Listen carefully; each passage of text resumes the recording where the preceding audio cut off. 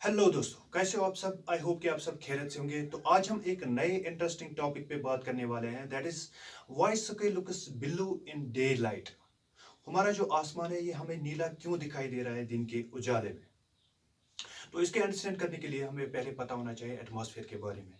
हमारा जो एटमॉस्फेयर है ये बना हुआ है बहुत सारे गैसेस का, जिसमें पर्टिकुलरली हमारा नाइट्रोजन आता है, हमारा ऑक्सीजन आता है और हीलियम एक्स्ट्रा एक्स्ट्रा। तो क्या होता है कि हमारा जो मेन सोर्स है लाइट एनर्जी का, that is sun. When rays of light coming from the sun in order to reach the earth surface, तो उनको पहले स्ट्राइक करना पड़ता है उन्हीं गैस मॉलिक्यूल्स के साथ जो प्रेजेंट होते हैं इस एटमॉस्फेयर में। तो वो गैस मॉलिक्यूल्स, जैसे कि मैंने आपसे कहा था कि नाइट्रोजन है, वहाँ पे ऑक्सीजन है, हीलियम है, एक्स्ट्रा एक्स्ट्रा। तो वो उस लाइट एनर्जी को पहले, उन रेज ऑफ लाइट को पहले एब्जॉर्ब करते हैं और फिर रेडिएट करते हैं डिफरेंट डायरेक्शन में, और फिर उनको फेंक देते हैं डिफरेंट डायरेक्शंस में। उस प्रोसेस को हम उस वक्त कहते हैं स्कैटरिंग ऑफ लाइट।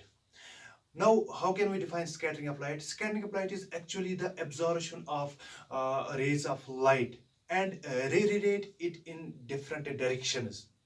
क्या, जब वो एब्जॉर्ब करते हैं इन रेज ऑफ लाइट को और फिर उनको फेंक देते हैं डिफरेंट डायरेक्शंस में एब्जॉर्ब करके, फिर रेडिएट करते हैं, तो उसको हम उस वक्त क्या कहते हैं, that is scattering of light.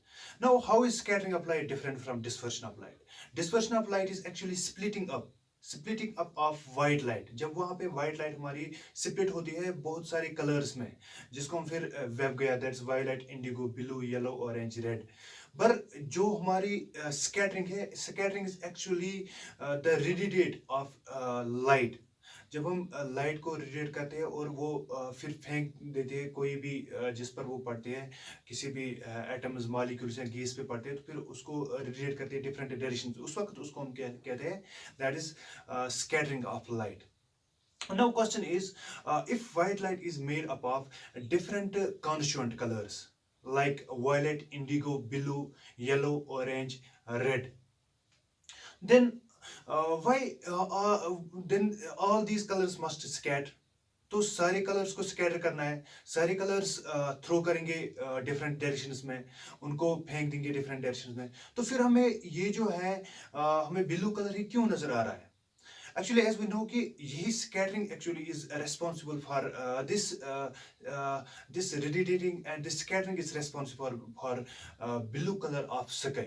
But the question here is, if all these constituent colors are scattered in different direction, then why we see only this blue color of sky? In order to understand this, I want to give you some example here. मैं आपको एक example देना चाहता हूँ। Suppose करो कि एक आदमी है हमारे पास, उस आदमी के दोनों हाथों में दो बैग्स मौजूद हैं। एक बैग में आप मानो उसके कुछ ग्रेन्स ऑफ राइस है, और दूसरे बैग में कुछ ग्रेन्स ऑफ दाल या बीन्स है। इट्स ओएस की जो ग्रेन्स ऑफ राइस है वो छोटे साइज के होते हैं, और जो ग्रेन्स ऑफ बीन्स है वो थोड़े बड़े साइज के होते हैं।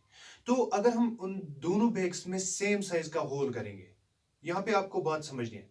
अगर हम दोनों बैग में सेम साइज का होल करेंगे, तो और उसको, उस बंदे को कहेंगे कि अब आप कुछ डिस्प्लेस करो, अब आप यहाँ से कुछ डिस्टेंस आप अटेन करो, आप यहाँ से वहां तक जाओ, या कुछ डिस्टेंस आप अटेन करो, कुछ डिस्प्लेसमेंट वो करेगा।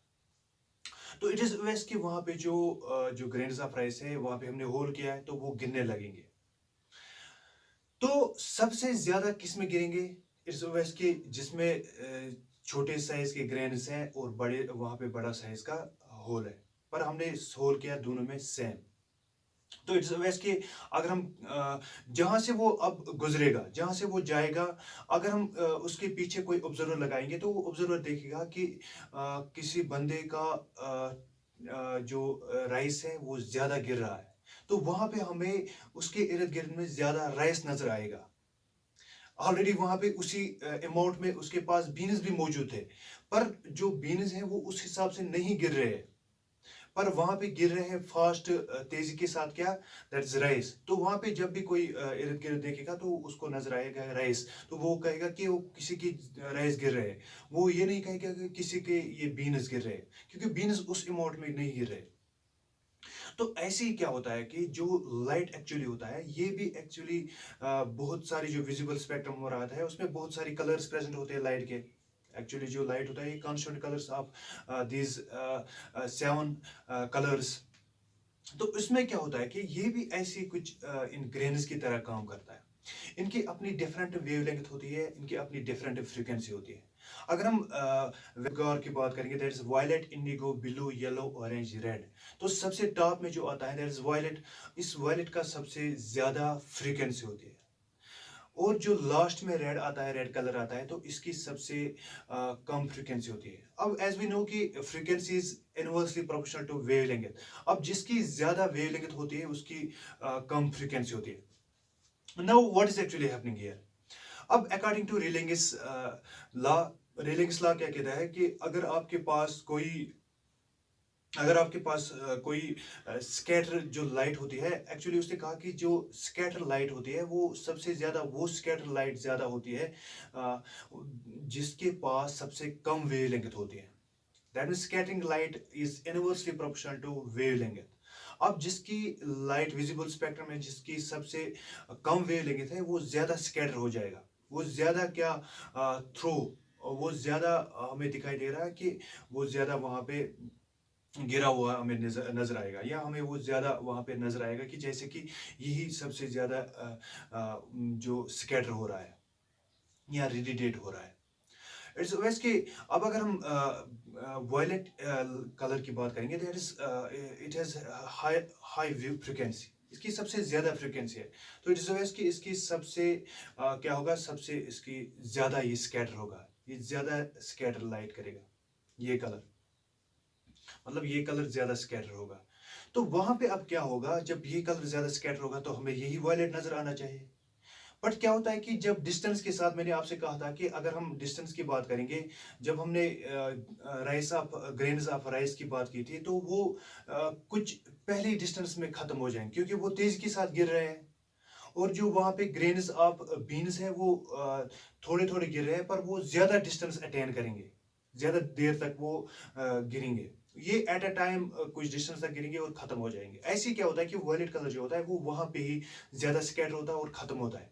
उसके बाद आता है इंडिगो कलर। इंडिगो कलर का भी यही हाल होता है। और उसके बाद आता है दैट इज ब्लू कलर।